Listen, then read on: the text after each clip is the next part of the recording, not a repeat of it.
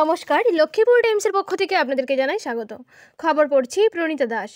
জিরিবামের বিভিন্ন আশ্রয় শিবিরগুলিতে শিলচর রামকৃষ্ণ মিশনের পক্ষ থেকে ত্রাণ সামগ্রী বন্টন অব্যাহত রয়েছে। সপ্তাহে একবার করে এই সব শিবিরে থাকা আশ্রয়ীতাদের মধ্যে ত্রাণ বন্টন করে আসছে শিলচর রামকৃষ্ণ মিশন। বৃহস্পতিবার চতুর্থ সপ্তাহে মিশনের পক্ষ থেকে জাকুরাডহর, বড় বেকড়া, ছোট বেকড়া অঞ্চলের ত্রাণ শিবিরে মোট 500টি পরিবারের মধ্যে ত্রাণ সামগ্রী বন্টন করা হয়েছে। এ ব্যাপারে শিলচর রামকৃষ্ণ মিশন সেবাশ্রমের সম্পাদক গণধীশানন্দজি মহারাজ জানিয়েছেন, জিরিবামের বিভিন্ন ত্রাণ শিবিরে মিলিয়ে এখন পর্যন্ত মোট 1176টি পরিবারের মধ্যে ত্রাণ সামগ্রী বন্টন করা হয়েছে। আজ 500 পরিবারের মধ্যে ত্রাণ সামগ্রী বন্টন করা হয়। তিনি আরও জানান, বেলুর মঠের নির্দেশে শিলচর রামকৃষ্ণ মিশনের পক্ষ থেকে এই ত্রাণ সামগ্রী বন্টন করা হচ্ছে। আগামী 2 জুলাই পুনরায় জিরিবামের শিবিরগুলিতে ত্রাণ বন্টন করা হবে। যে ত্রাণ সামগ্রী দেওয়া হচ্ছে তাতে এক সপ্তাহের খাবার রয়েছে। উক্ত ত্রাণ সামগ্রীর মধ্যে রয়েছে চাল, ডাল, তেল, সয়াবিন, দুধ সহ অন্যান্য সামগ্রী। ত্রাণ বন্টন সময়কালে শিলচর রামকৃষ্ণ মিশন সেবাশ্রমের সম্পাদক গণধীশানন্দ মহারাজ ছাড়াও শিলচর রামকৃষ্ণ মিশনের পক্ষ থেকে 10 জন স্বেচ্ছাসেবক উপস্থিত ছিলেন।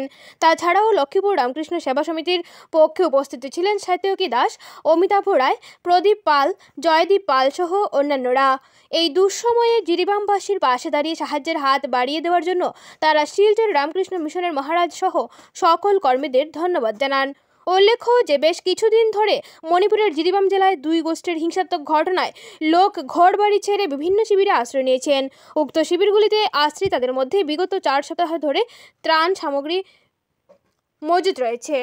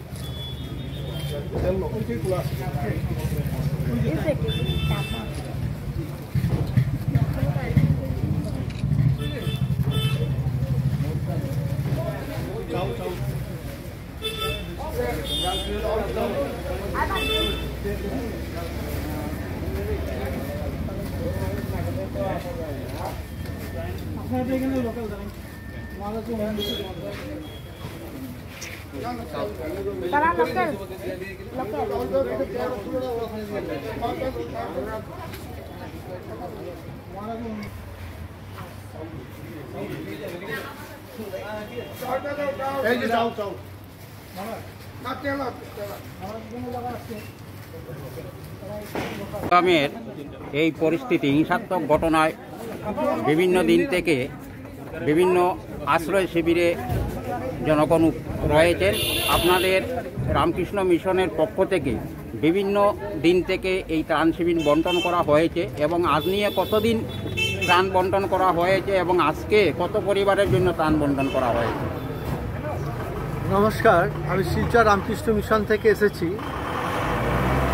আমাদের বেলুর মঠের নির্দেশে আর এই ত্রাণ বিধ্বস্ত যারা রয়েছেন মানুষজন, তারা আমাদের কাছে খবর পাঠিয়েছিলেন যদি একটু ত্রাণ কিছু করা যায়, ওরা খুব কষ্টের মধ্যে আছে। সেই জন্যে বেলুর মঠের নির্দেশে আমরা এখানে এসেছি। প্রত্যেক দিন আমরা 7 দিন করে 7 দিনের খাবার জিনিসপত্র দিয়ে যাই, 7 দিন পরে আবার আসে। এটা চতুর্থ সপ্তাহ আমাদের চলছে। আর আমরা 1176 ফ্যামিলিকে বিভিন্ন জায়গায় আছেন ক্যাম্পে, 1176 ফ্যামিলিকে ওই প্রত্যেক সপ্তাহের খাবার দিয়ে যাচ্ছি। আর 7 দিন পর আবার আসছি। এটা চতুর্থ দিন। নেক্সট 2 জুলাই আবার আসবো। আর 1176 ফ্যামিলিকে দিচ্ছি, আজকে- প্রায় 5600 ফ্যামিলি মেম্বার।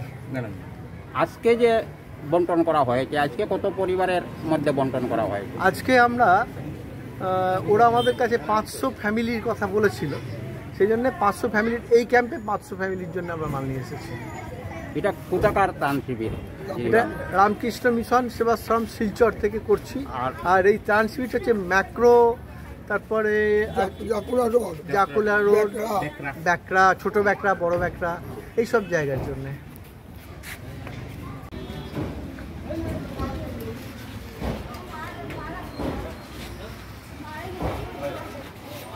গিরিবামের বর্তমান হিংসাত্মক ঘটনায় আপনাদের অঞ্চলে যে পরিস্থিতি দাঁড়িয়েছে, সেই দুঃসময়ে শিলচর রামকৃষ্ণ মিশন কর্তৃপক্ষ আপনাদের সাহায্যের হাত বাড়িয়ে দিয়েছেন। সেই সম্পর্কে আপনি কি বলবেন?